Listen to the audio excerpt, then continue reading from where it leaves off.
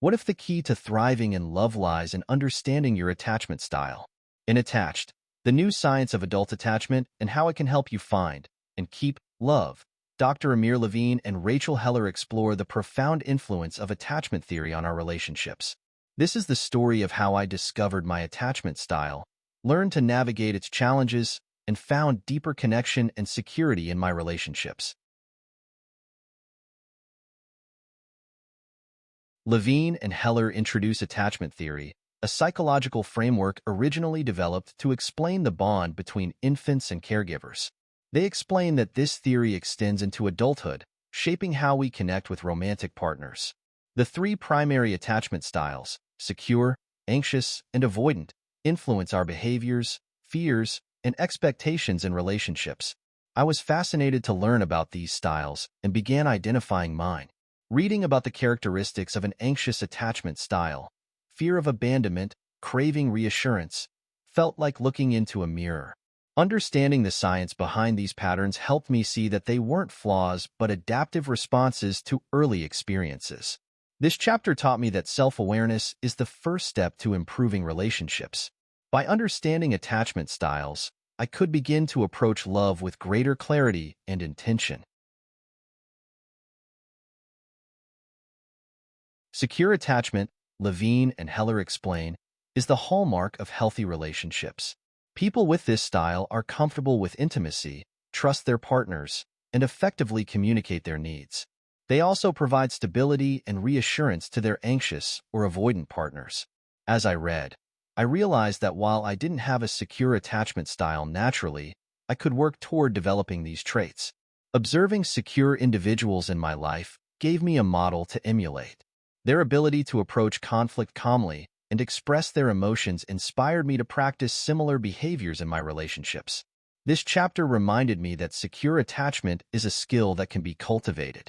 By learning from secure individuals, I could strengthen my relationships and foster emotional stability. Anxious attachment, Levine and Heller explain, is characterized by a heightened sensitivity to rejection and a deep need for reassurance. People with this style often fear abandonment and may become overly preoccupied with their partner's actions. This chapter resonated deeply with me. I saw how my anxious tendencies had created unnecessary stress in past relationships. Levine and Heller's strategies for managing anxiety, such as practicing self-soothing techniques and communicating needs directly, gave me actionable tools for growth. I began journaling to process my feelings and started seeking reassurance in healthier ways. This chapter taught me that anxious attachment doesn't have to define me. By recognizing my patterns, I could begin to change them and create more balanced relationships. Avoidant attachment, Levine and Heller explain, is marked by discomfort with intimacy and a tendency to prioritize independence. People with this style often struggle to open up emotionally, fearing that closeness will compromise their autonomy. I recognized avoidant tendencies in some of my past partners. Understanding their behaviors through the lens of attachment theory helped me approach those dynamics with empathy rather than frustration. Levine and Heller's advice to give avoidant individuals space while fostering open communication offered a roadmap for navigating these relationships. This chapter taught me that understanding avoidance is key to bridging the gap in relationships. By respecting their need for independence while inviting connection, I could foster healthier dynamics. One of the most challenging dynamics, Levine and Heller explain, is the anxious-avoidant pairing. This push and pull relationship often leads to cycles of pursuit and withdrawal, leaving both partners unfulfilled. Reflecting on past relationships, I saw how this trap had played out in my life. Recognizing these patterns was a wake-up call. Levine and Heller's strategies, such as setting clear boundaries and focusing on mutual understanding, helped me avoid falling into these dynamics again. I also learned the importance of seeking partners with secure traits to break the cycle. This chapter reminded me that awareness and intentionality are essential for overcoming destructive patterns. By choosing partners wisely and addressing dynamics head-on, I could build more fulfilling relationships. Levine and Heller emphasize that effective communication is the cornerstone of healthy relationships. They offer practical strategies for expressing needs, resolving conflict, and fostering mutual understanding. I began applying their advice by practicing I statements and active listening during conflicts. Instead of accusing my partner, I focused on expressing how their actions affected me. This approach diffused tension and opened the door for more productive conversations. Levine and Heller's emphasis on vulnerability also encouraged me to share my feelings more openly, strengthening emotional intimacy. This chapter taught me that communication is a skill that requires practice and intention.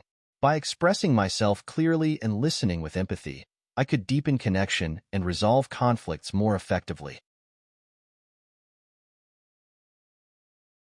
Healing attachment wounds, Levine and Heller explain, involves building self-awareness, practicing self-compassion, and seeking relationships that foster security. They encourage readers to challenge limiting beliefs about love and embrace the possibility of change. I started prioritizing self-care and therapy as part of my healing journey. Levine and Heller's suggestion to seek out secure partners, those who offer consistency, trust, and emotional availability, helped me make healthier choices in dating. These steps gave me the confidence to approach love with hope and resilience. This chapter reminded me that healing is a journey, not a destination. By committing to growth, I could transform my relationships and create a more fulfilling life. In the final chapter, Levine and Heller offer a blueprint for building secure relationships. They emphasize the importance of mutual support, trust, and open communication. By cultivating these qualities, we can create partnerships that thrive. I began applying their advice by focusing on building trust and showing appreciation in my relationships. Practicing gratitude and prioritizing quality time strengthened my connection with my partner. Levine and Heller's emphasis on balance, giving and receiving love, helped me create a partnership that felt reciprocal and nurturing. This chapter taught me that secure relationships are built on a foundation of effort and intention. By prioritizing these qualities, I could create the love I had always longed for.